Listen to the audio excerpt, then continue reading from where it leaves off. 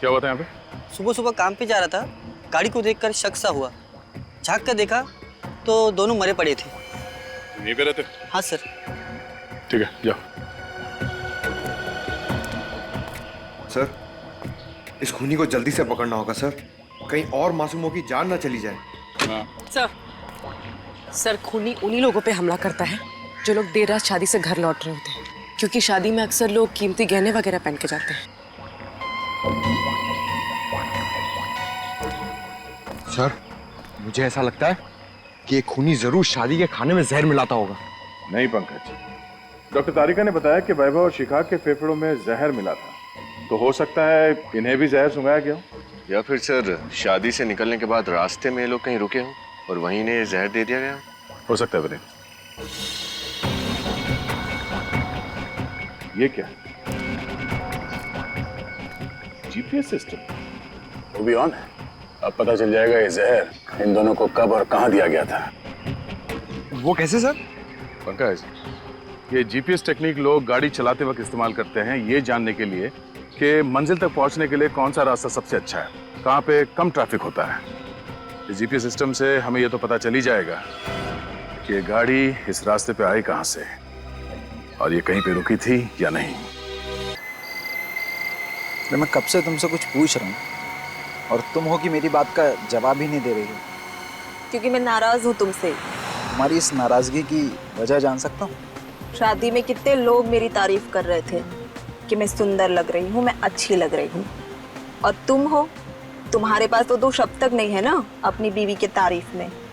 भाई, तारीफ उसकी की जाती है जिसकी खूबसूरती शब्दों में बयान की जा सके, और तुम्हारी तारीफ के लिए मुझे शब्द ही नहीं मिलते।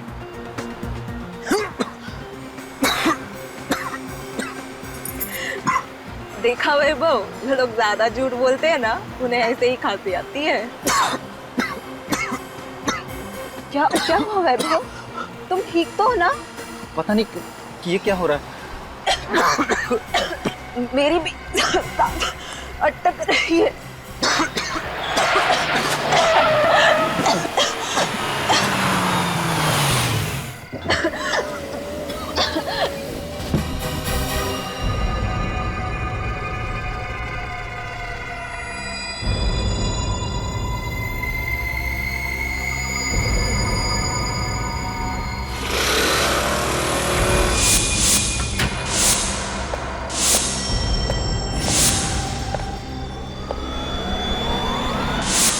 अभिजीत, 25 और 26 को सिंगापुर में क्रिमिनल साइकोलॉजी पर एक बहुत बड़ी कॉन्फ्रेंस है। मैं चाहता हूं कि तुम और दया वहां होकर आओ। Good morning sir. मॉर्निंग। तुम दोनों इतनी जल्दी सुबह सुबह? सर मैं तो बस अभी अभी आई, पर पंकज शायद कुछ ज्यादा ही जल्दी आ गए हैं। अच्छा सर, मुझे थोड़ा जल्दी घर जाना है। नहीं नहीं, काम करो, जाओ जल्दी। लैपटॉप कर। पंकज क्यों आया था इतनी जल्दी? क्या कर रहा था वो? सर एक्चुअली जब मैं ब्यूरो में आई तब मैंने देखा कि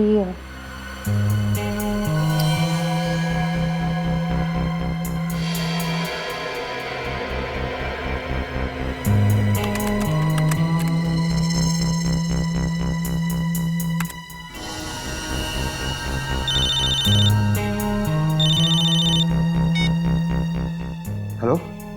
हाँ सूरज सर। हाँ, आपने जैसे कहा था मैं वैसे ही कर रहा हूँ। नहीं सर, ब्यूरो में मैं अकेला हूँ, कोई भी नहीं है।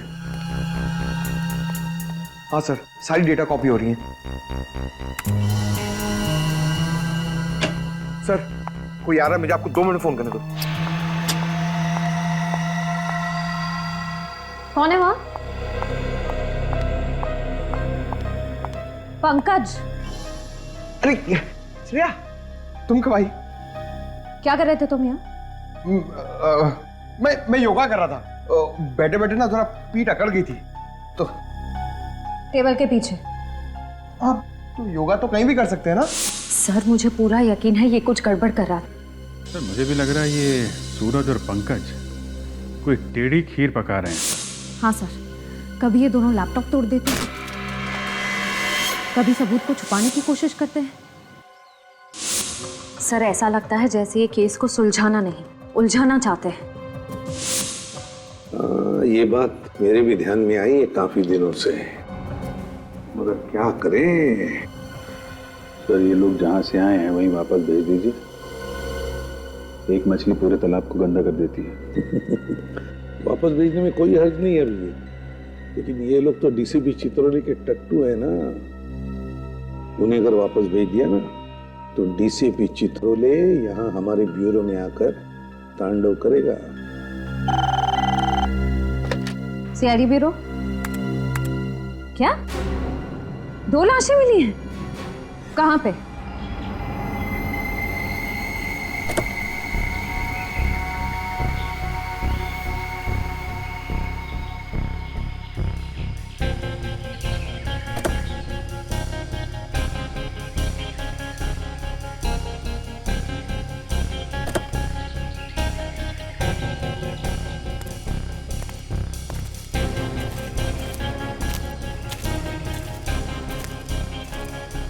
तो तुम लोग श्याम नगर का रास्ता पूछ रहे थे?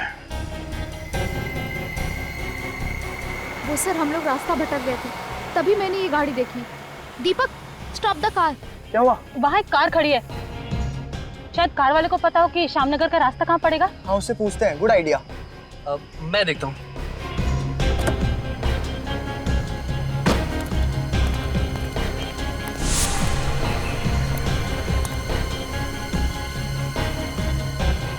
भाई साहब ये श्यामनगर का रास्ता किधर होगा?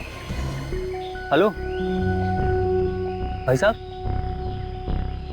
Hello. Oh my God guys, क्या हुआ?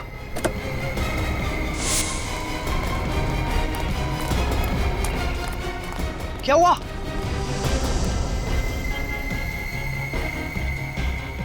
दो लाशें देखकर हमारे तो होश ही उड़ गए। गाड़ी के आसपास किसी को भागते हुए देखा? नहीं सर, आसपास कोई नहीं था। सर अपूर्वी,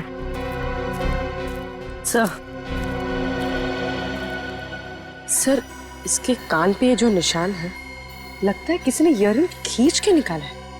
सर इसके गले पर भी एक निशान है। सर लगता है मामला लूटपाट का है। हाँ पूर्वी। सर ये गहने वगैरह शरीर के ऊपर के हिस्से से गायब है। ये पैर में बिच्छू और पायल वैसे के वैसे ही, मतलब खूनी। गाड़ी के खिड़की से उसने इस जुर्म को अंजाम दिया है। सर इन दोनों हस्बैंड वाइफ ने कितने सपने देखे होंगे सर एक दूसरे के साथ अपने भविष्य के लिए, और किसी खूनी ने सिर्फ चोरी करने के लिए इन दोनों को मार दिया।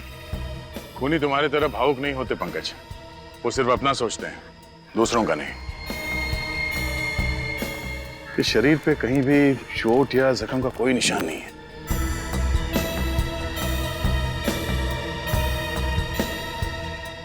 इन दोनों के पैर के नीचे ये नीला पड़ गया है। लगता है इन दोनों को जहर दिया गया है।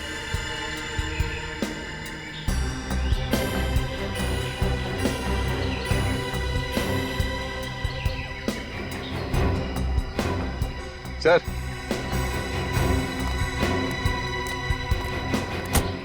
ये देखिए, इस गाड़ी से पेट्रोल पंप की रसीद मिली है। कल रात इन लोगों ने किसी पेट्रोल पंप से 2000 का पेट्रोल भरवाया था। इस पेट्रोल पंप में चल के पता करते हैं, शायद वहां से पता चल जाए कि इन दोनों को जहर किसने दिया था।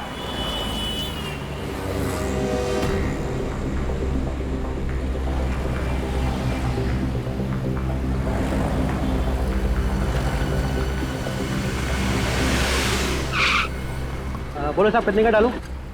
आज सुबह ही टैंक फुल किया है। इतना जल्दी पेट्रोल खत्म हो गया? गाड़ी का एवरेज खराब है क्या? सीआईडी की गाड़ी का एवरेज बहुत अच्छा है। फिलहाल तुम इस गाड़ी के बारे में बताओ। हाँ साहब ये पर्ची तो हमारे यहाँ की है। हाँ, इस कार में पेट्रोल कल रात यहीं पे डाला गया था। हाँ साहब भराया तो था। पप्पू जी क्या बात है? पप्पू कौन है? साहब ये लोग सीआईडी से किसी कार के बारे में पूछ रहे हैं। सीआईडी? क्या बात है सर, कुछ प्रॉब्लम है क्या? बहुत बड़ी प्रॉब्लम है। इस कार में जो हस्बैंड वाइफ कल जा रहे थे, उन दोनों का खून हुआ। खून? किसने किया? यही पता लगाने की कोशिश कर रहे हैं हम लोग। क्या बता सकते हैं कि इनके साथ कोई और भी था या ये दोनों ही थे सर? वो तो नहीं मालूम सर, लेकिन हाँ गिरीश बता सकता है। कौन गिरीश? वो नाइट की शिफ्ट में काम करता है। जरा इस गिरीश को बुलाना। सॉरी सर, वो तो हॉस्पिटल में है। हॉस्पिटल में? क्यों? वो कल रात को 12 सवा 12 बजे के आसपास अचानक वो गिर गया और बेहोश हो गया। बेहोश हो गया? कैसे? पता नहीं साहब, उसे चक्कर आने लगे थे। इससे पहले कि हम लोग कुछ समझ पाते वो धड़ाम से नीचे गिर गया। मुझे लगा कि बेचारा 2-2 शिफ्ट में काम कर रहा था, इसलिए थकान की वजह से ऐसा हो गया हो। कौन से हॉस्पिटल में भर्ती है ये? शांति शिविर हॉस्पिटल। शांति शिविर हॉस्पिटल। सर ये वैभव और शिखा, ये लोग एक शादी से लौट रहे थे सर, जब इन पे हमला हुआ। और सर हमला होने से पहले रात करीब 12 बजे ये लोग एक पेट्रोल पंप पर पहुंचे थे, जहां एक अटेंडेंट गिरीश ने इनकी गाड़ी में पेट्रोल डाला और इनके जाने के बाद वो बेहोश हो गया और हॉस्पिटल पहुंच गया। अभिजीत, ये पेट्रोल अटेंडेंट गिरीश का बेहोश होना और फिर उसके बाद में वैभव और शिखा, इन दोनों पर हमला होकर उनकी भी मौत होना, कहीं इन दोनों बातों में कोई कनेक्शन तो नहीं? सर, सर मैं अभी अभी हॉस्पिटल में गिरीश को मिलकर आ रही हूँ। डॉक्टर्स का कहना है कि उसकी बेहोशी की वजह थकान नहीं, कोई जहरीला केमिकल है, कोई जहरीली गैस। तो फिर अभिजीत इसका मतलब है कि ये दोनों शादीशुदा इसी जहरीले गैस के चपेट में थे और इन्हीं के जरिए इस गिरीश तक ये जहरीला गैस पहुंच गया। हाँ सर, गिरीश बच गया क्योंकि वो वक्त पर हॉस्पिटल पहुंच गया, लेकिन वैभव और शिखा की किस्मत इतनी अच्छी नहीं थी। मगर ये जहर है कौन सा? है कौन सा ये जहर जो 2 मिनट में आदमी दम तोड़ दे? सर, हाँ। सर इस जहर का नाम है सोडियम ब्यूरोक्साइटिस। हेलो तारिका जी। सोडियम ब्यूरेक्साइटिस। हाँ सर, ये जहरीला केमिकल मुझे वैभव और शिखा के फेफड़ों से मिला है। फेफड़ों में मिला है तो इसका मतलब है अभिजीत कि इन दोनों ही ये जहर किसी चीज से सूंघा है या फिर सूंघाया गया है। हाँ सर, क्योंकि बॉडीज में इंजेक्शन वगैरह का तो कोई निशान नहीं मिला है मुझे। वही तो। और पेट में खाने पीने में कोई जहर नहीं मिला? पंकज, जब डॉक्टर तारिका कह रही है कि जहर सिर्फ फेफड़ों में था, तो उल्टे सीधे सवाल पूछ कर परेशान मत करो इनको। मालूम है कितनी मेहनत लगती है सब ढूंढने में। अरे आप थक गई होंगी, मैं कुछ मंगाऊं आपके लिए? फिर कभी अभिजीत, आज थोड़ा लेट हो रहा है क्योंकि सालों के साथ पूना गए ना, तो सारी जिम्मेदारी मुझ पर ही है। सर उनके सब पूना गए हैं? ये तो बड़ी अच्छी बात है। मतलब दिन रात काम करके थक गए हैं बेचारे, पुणे गए हैं तो थोड़ा चेंज हो जाएगा।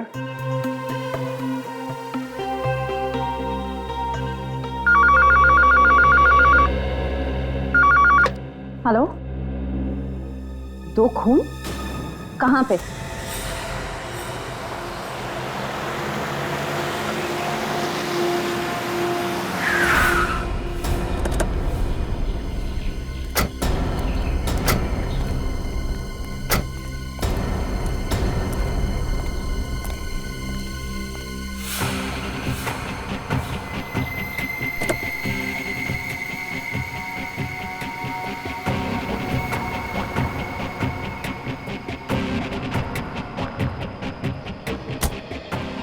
कमाल है, एक ही दिन में 4-4 खून। मैंने भी ठीक वैसे ही मारा गया जैसे वैभव और शिखा को।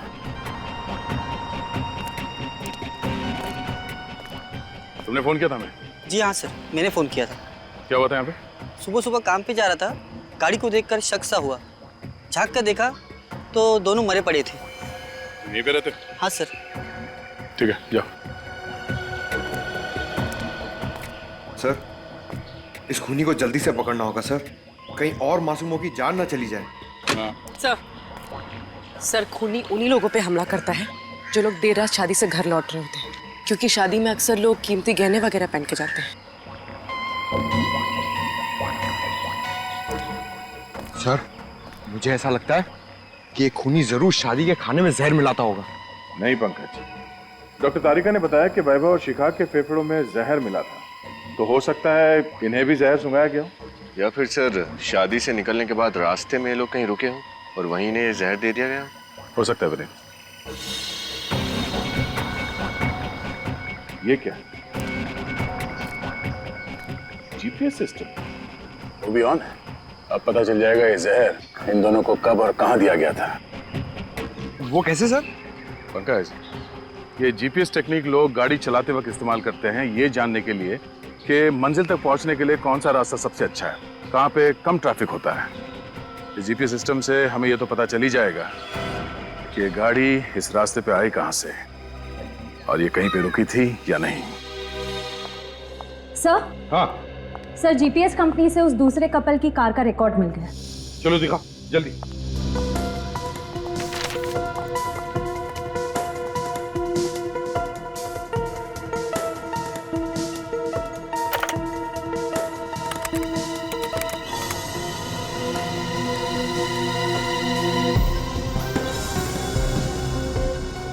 ये देखो अभिजीत, ये है वो शादी का हॉल, इसे हम पॉइंट ए कहते हैं। ये देखो, ये है पॉइंट बी, यहां पर इन दोनों की मौत हुई। सर पॉइंट ए से पॉइंट बी के बीच ये गाड़ी कहीं रुकी नहीं है। इसका मतलब इन दोनों को जहर शादी के हॉल में ही दिया गया है। एग्जैक्टली अभिजीत, ऐसा ही हुआ होगा। ये वैभव और शिखा, ये दोनों भी तो इसी हॉल में गए थे शादी के लिए।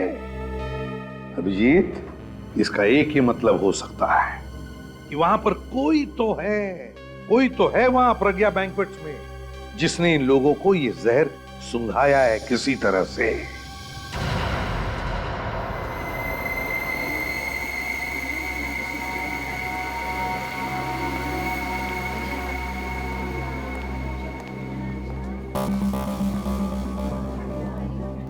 आसपास नजर रखना। अरे प्रकाश जी नमस्ते। ओ आइए सर, हम कब से आप ही का इंतजार कर रहे थे। कैसे हैं आप परेशान क्यों लग रहे हैं? सर आज मेरे इकलौते बेटे की शादी है और उसमें आप ये सीआईडी वालों की तहकीकात, बड़ी टेंशन हो रही है सर। आप चिंता मत कीजिए, कुछ नहीं होगा। फिर भी सर डर तो लगा हुआ है ना। निश्चिंत रहिए आप, कुछ नहीं होगा, हम लोग हैं ना, और आपके सहयोग से ही आपके एक मेहमान की जान बचा पाएंगे हम। जी सर।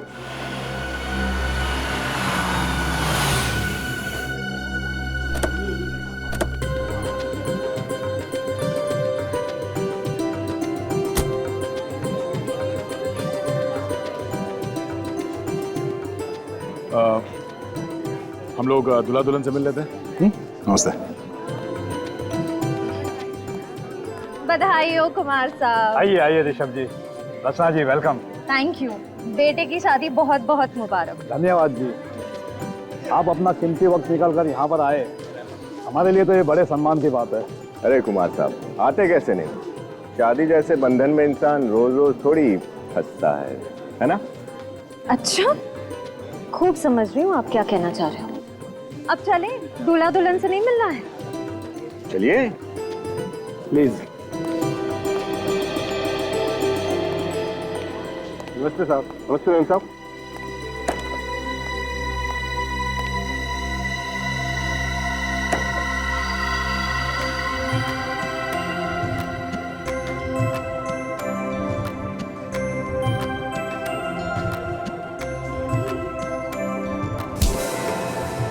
भाई साहब जरा देख कर चलिए। माफ कीजिएगा, वैसे मेरा नाम अमित है। हमारा नाम हर्ष है और ये है मैं इनकी पत्नी रचना। बहुत खूबसूरत है जी। मतलब क्या है आपका?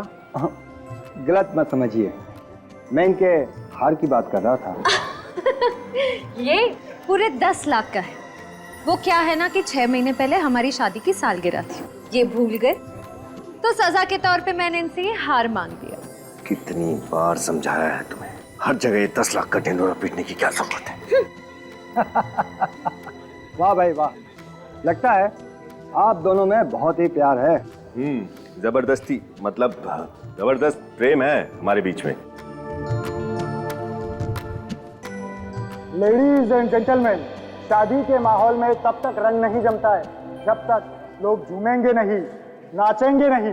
तो अब वक्त हो चला है इस खुशियों को संगीतमय बनाने का। जोरदार तालियों से स्वागत कीजिए मिस गीता का। जो अपनी मधुर आवाज से आप सभी का मन मोह लेगी, मिस गीता।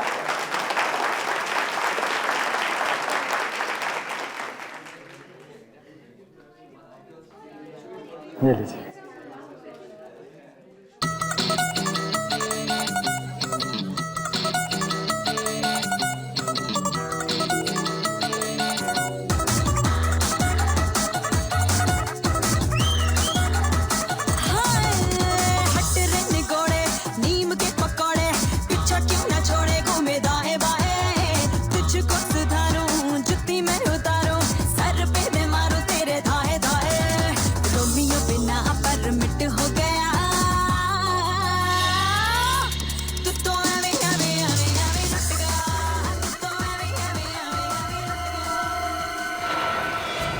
सॉरी साहब, दिखाई नहीं देगा तुम्हें? हाँ, सब ठीक है, घूम रहे हो क्या यहाँ? जिसे देखो हमसे आगे टकरा रहा है यहाँ। अरे वो जहरीला केमिकल इन फूलों में तो नहीं है? ये सब गलती होगी सब। क्या किया ये? साहब मैंने जानबूझ के नहीं किया साहब। गलती हुई है, जानबूझ के किया पता चल जाएगा। जहरीले फूलों से लोगों की जान लेता तू, हाँ? और फिर उन्हें लूटता है। साहब आप कैसी बात कर रहे हैं साहब? मैं वेटर हूँ सर, मैं खूनी नहीं हूँ साहब। चुप, रेडी, इसे ब्यूरो लेके जाओ, अच्छी तरह से खातिरदारी करो इसकी। चलो हॉस्पिटल चलते हैं। चल, तेरा खेल खत्म। चल साहब, मेरी बात का यकीन करो, मैंने कुछ भी नहीं किया साहब। ये सब क्या था कुमार जी? कुछ नहीं, अब सब ठीक हो जाएगा।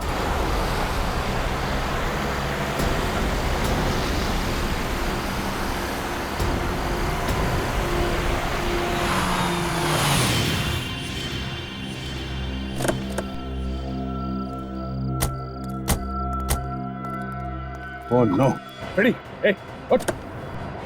सर, लेकिन तुम दोनों को जल्दी हॉस्पिटल ले जाना पड़ेगा, निकालो उन्हें। सर।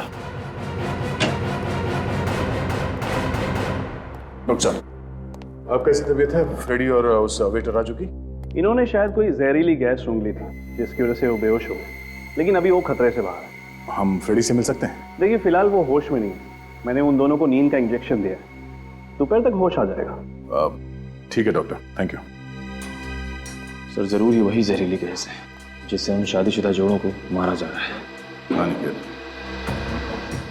डॉक्टर तारिका ने तो कहा कि जो फूल श्रेया और विनीत पे गिरा था उसमें कोई जहरीला केमिकल नहीं था। इसका मतलब है वो जहरीला केमिकल उस गाड़ी में ही था। लेकिन सर उस गाड़ी की चाबी हमने किसी भी बैंक्वेट के स्टाफ मेंबर को नहीं दी थी, तो फिर? अब इन सारे सवालों का जवाब उस गाड़ी से ही मिलेगा।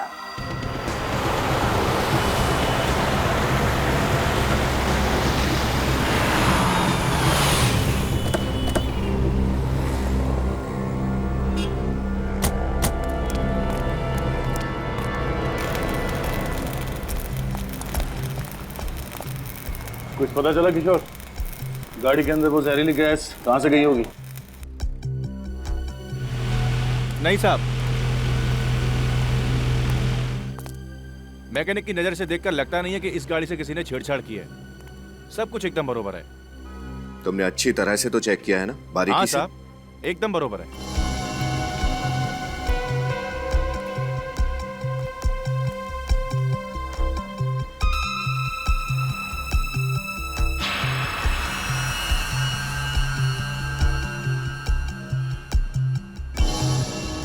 सफेद क्या है किशोर?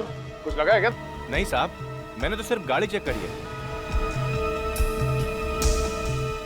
तो मेटल पाउडर जैसा कुछ है।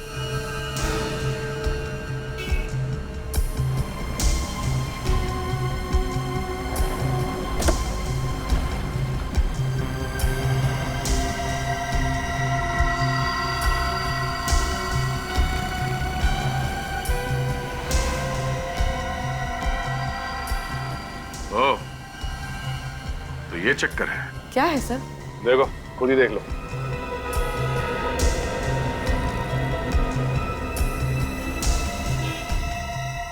सर इतना बारीक छेद तो मैग्नीफाइंग ग्लास से ही दिख सकता है। पहले यहाँ दरवाजे पे किसी ने ड्रिल मशीन से छेद किया और फिर उस छेद के जरिए अंदर वो जहरीली गैस डाल दी गई। लेकिन सर ये ड्रिल मशीन तो बिजली से ही चलती है ना? अगर उसने ड्रिल मशीन का कनेक्शन किसी और वायर के थ्रू कहीं किया होगा तो किसी ने तो उसे देख ही लिया होगा। ये भी तो हो सकता है कि ड्रिल मशीन बिजली से नहीं बल्कि बैटरी से चलती है। सब कुछ पोर्टेबल है। हेलो, हाँ बोलिए। क्या? निशान? अच्छा, ठीक है, उसकी फोटो, एड्रेस, सेल नंबर और सारी डिटेल्स मुझे भेज दो। Okay, thank you. क्या हुआ सर? प्रज्ञा बैंक्वेट हॉल का दरबान निशान वो गायब है। ना वो काम पे आ रहा है, ना ही फोन कॉल उठा रहा है। सर ये सब किया धरा उस निशान का ही तो नहीं है? अब ये तो उस दुकान से ही पता चलेगा जहाँ पे ये खास बैटरी वाली ड्रिल मशीन मिलती है। पता करो कहाँ कहाँ ऐसी ड्रिल मशीनें मिलती हैं। निखिल, लगता है ये वही डिस्ट्रीब्यूटर है जो वो ड्रिल मशीन बेचता है। चलो। सुनिए, हम लोग सीआईडी से हैं, आपसे कुछ पूछताछ करना चाहते हैं। बैटरी से चलने वाली शक्तिशाली ड्रिल मशीन्स पूरे शहर में सिर्फ आप ही की दुकान पे मिलती है ना? जी, होलसेल की बस मेरी ही दुकान है उन ड्रिल मशीन्स की, और कहीं नहीं मिलेगी आपको।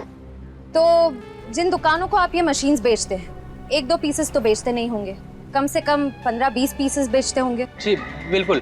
तो पिछले कुछ दिनों में आपने इस तरह बैटरी से चलने वाली ड्रिल मशीन अगर बेची है तो किसको बेची, याद है कुछ आपको? सर मैंने तो नहीं बेची, लेकिन मेरी दुकान पे एक छोटू नाम का लड़का काम करता था। उसे एक ग्राहक ने 500 रुपए ज्यादा का लालच दिया, उसे उस मूर्ख ने बेच दी।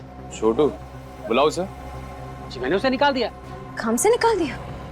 तो क्या आप उस ग्राहक को पहचानते हैं? जी बिल्कुल, वो पहले मेरे पास आया था। जब मैंने उसे मना कर दिया तब शाम को दोबारा आया। जब मैं दुकान पे नहीं था तब छोटू ने उसे दे दी। ये यही था वो?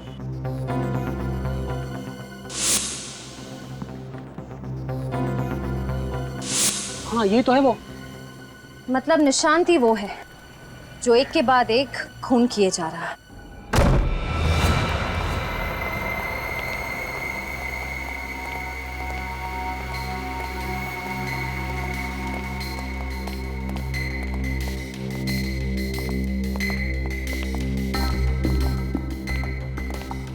लगता है अपने परिवार के साथ 9 तो 11 हो गया।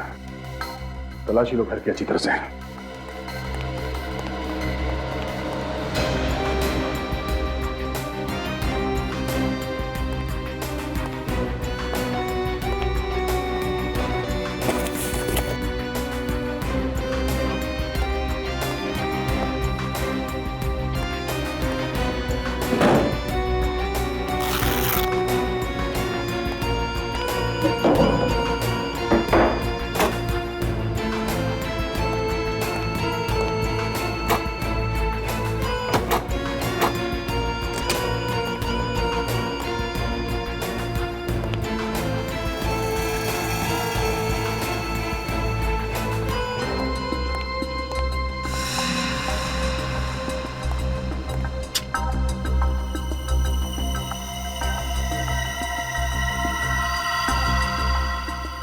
निशांत और निशांत की बीवी।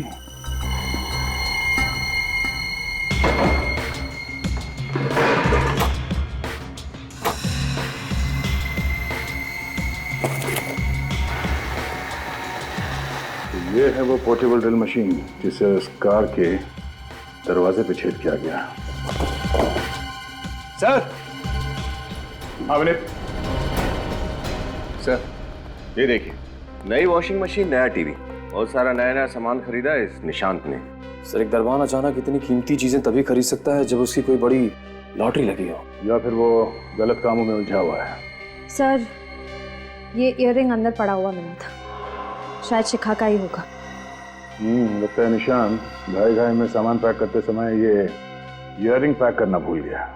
हाँ सर, मुझे लगता है शादी के हॉल में हमें देखकर उसकी हालत पतली हो गई। अपना सारा नया सामान छोड़कर यहाँ से रफू चक्कर हो गया वो। उड़ उड़ के कबूतर कहाँ तक उड़ेगा। एक काम करो, मोबाइल कंपनी से पता करो कि ये कबूतर इस वक्त कहाँ है।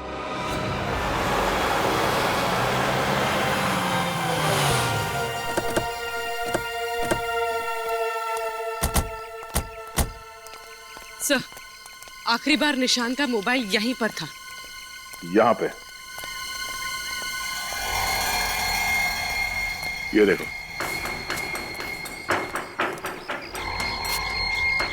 मोबाइल तोड़ दिया गया है। इसमें तो सिम कार्ड भी नहीं है।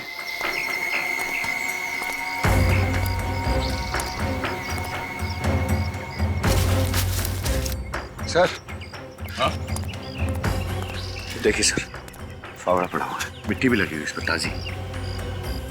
एक काम करो, आसपास देखो कहीं खुदाई का काम हुआ है क्या।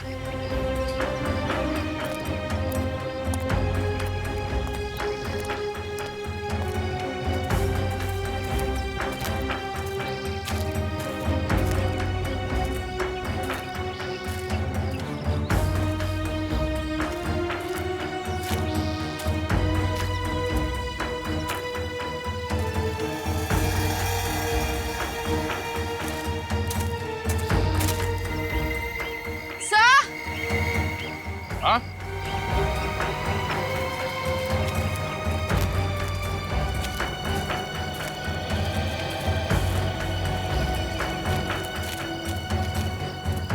सर ये देखिए, सर यहाँ मिट्टी खुदी हुई है।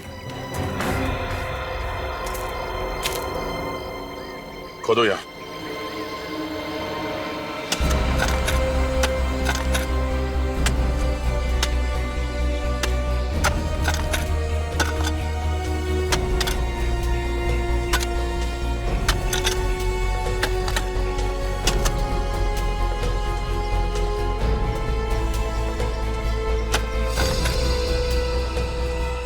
सर। हाँ? हटाओ इसे।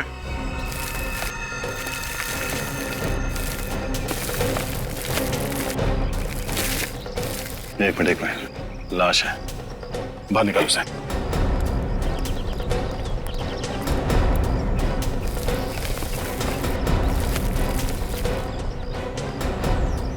संभाल के। सर ये निशांत है। निशांत? सर, इस केस से तो मेरा सर चकरा गया। अब इस निशांत को किसने मारा होगा? उसी ने जिसने ये सारे खून किए हैं और चोरियां की हैं। उसने इस निशान का इस्तेमाल किया सिर्फ हमें गुमराह करने के लिए। हाँ, तारिका क्या पता चला इनके बारे में? सर मुझे 2 बातें पता चली है जो आप लोगों को खूनी के काफी करीब ले जा सकती है। अच्छा, वो क्या? तो ये देखिए, इसके गले पे ये खरोचों के निशान जो शायद खूनी के साथ हाथापाई की वजह से हो गए हो। सर, उस जंगल में जहाँ पे हमें निशांत की बॉडी मिली थी, वहां पे हमें निशांत का टूटा हुआ मोबाइल भी मिला था। कहीं इस हाथापाई की वजह से तो वो नहीं टूटा? हो सकता है, मगर ये खरोचों हमें खूनी तक कैसे पहुंचाएंगी? क्योंकि सर इन खरोचों से ये पता चल रहा है कि खूनी कोई लड़का नहीं बल्कि एक लड़की है। लड़की है? वो कैसे? सर इन खरोचों के अंदर मुझे नेल पॉलिश के ट्रेसेस कुछ अंश मिले, और सिर्फ इतना ही नहीं, निशांत के नाखूनों में मुझे चमड़ी मिली है जिसकी डीएनए रिपोर्ट भी यही बता रही है कि खूनी एक लड़की है। नेल पॉलिश की ट्रेसेस मिले, और दूसरी बात क्या है? वो ये कि इसे भी वही जहरीला केमिकल दिया गया था जिससे उन शादीशुदा जोड़ों का खून किया गया था। मतलब इस सारे के पीछे एक ही औरत है, एक ही औरत जिसने वो सबूत भी निशान के घर में रखे और फिर इसे जंगल में बुलाकर मार डाला। और ये सारा का सारा काम इतनी सफाई के साथ किया कि पूरा शक निशांत पे जाए। सर हो सकता है इस निशांत की बीवी उसी औरत के कब्जे में हो सकता है श्रेया, हो सकता है, पर हो ना हो, ये कोई औरत ही है, उस होटल की स्टाफ मेंबर जिसने सारा खेल रचाया है। सचिन, काम करो, प्रज्ञा बैंक्वेट पे फोन करके पता लगाओ क्या कोई स्टाफ मेंबर है, कोई औरत जो छुट्टी पर है किसी कारण।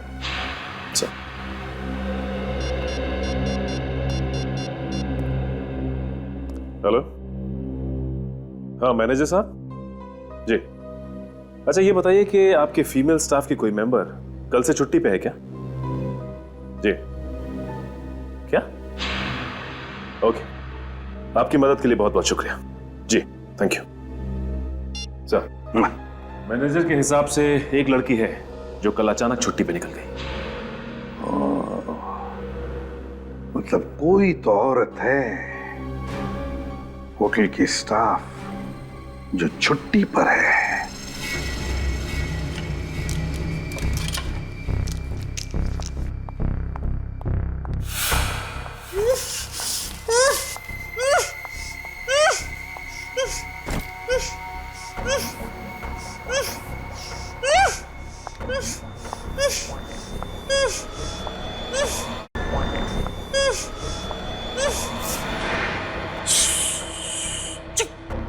एकदम चुप। बोलना है इसलिए खोल दूं। ले। आप मुझे छोड़ दो। निशांत तो तुम्हारे इशारों पे कठपुतलियों की तरह नाचता है ना, और तुम्हें क्या चाहिए? मैं जो चाहती थी मुझे तो वो मिल ही गया है। अब तो बस एक खूबसूरत सी जगह जाकर सुकून की जिंदगी जीनी है। जब तुम्हारा मकसद पूरा हो चुका है तो मुझे मेरे निशांत के पास जाने दो ना। अच्छा, अगर तुम यही चाहते हो तो यही सही।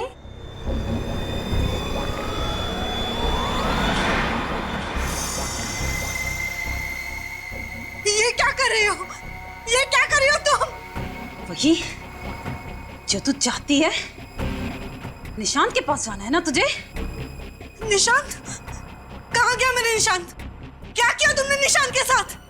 मार डाला मैंने उसे। नहीं, ऐसे नहीं हो सकता। ऐसा नहीं हो सकता। ये सच नहीं है ना? हाँ? नहीं, मत करो ऐसे। नहीं, मत करो ऐसे। मत करो तुम। नहीं।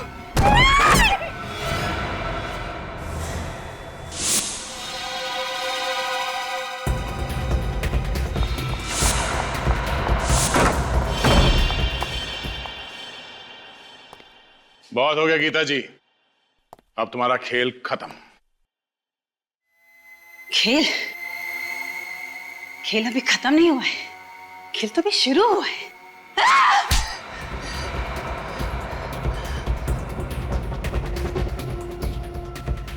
बहुत शौक चढ़ा है ना खेल खेलने का। हाँ, मैंने ही किया ये सब।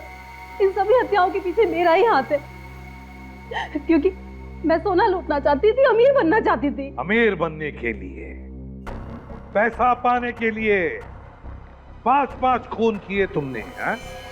क्या यही एक रास्ता था तुम्हारे पास अमीर बनने का?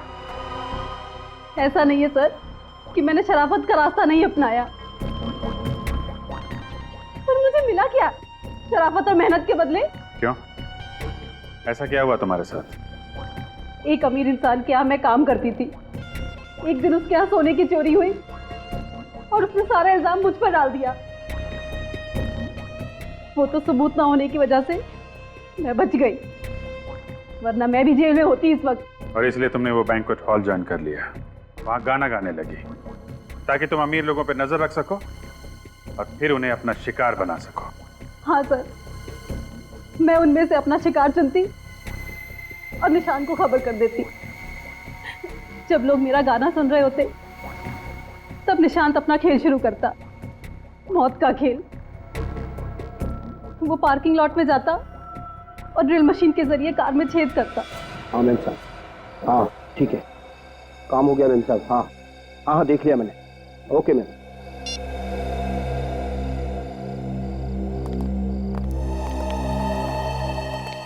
जरा ध्यान रखना, मैं आता हूँ। ठीक।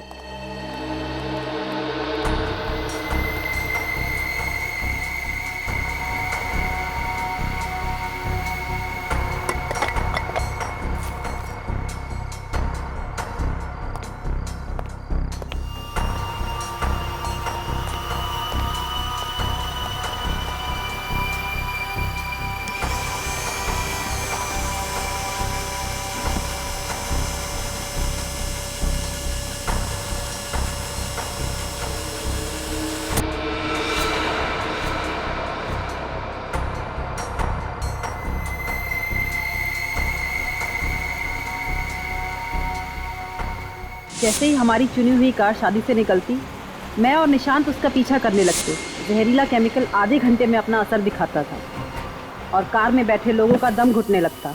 वो लोग खिड़कियां खोल देते ताकि खुली हवा में सांस ले सके, और तब मैं वहां पहुंचकर उनके सारे गहने और जेवर लूट लेती थी। निशांत तो तुम्हारे लिए काम कर रहा था ना, फिर उसे क्यों मारा तुमने? सारा दिमाग मैं लगाती, प्लान मैं बनाती, और आए दिन वो बस अपना हिस्सा बढ़ाने की बात करता। और वैसे भी मैंने तो उसे बस एक जरिए की तरह इस्तेमाल किया, एक मोहरे की तरह, ताकि सीआईडी का शक उस पर जाए। जब मेरा काम खत्म हो गया तो मैंने उसे भी मार दिया। वाह रे वाह, अगर इतना ही दिमाग, इतनी ही मेहनत किसी अच्छे काम के लिए इस्तेमाल करती तो वैसे ही पैसा कमा लेती, पर नहीं। 5-5 खून किए तुमने, तुम्हें तो फांसी ही होगी, फांसी।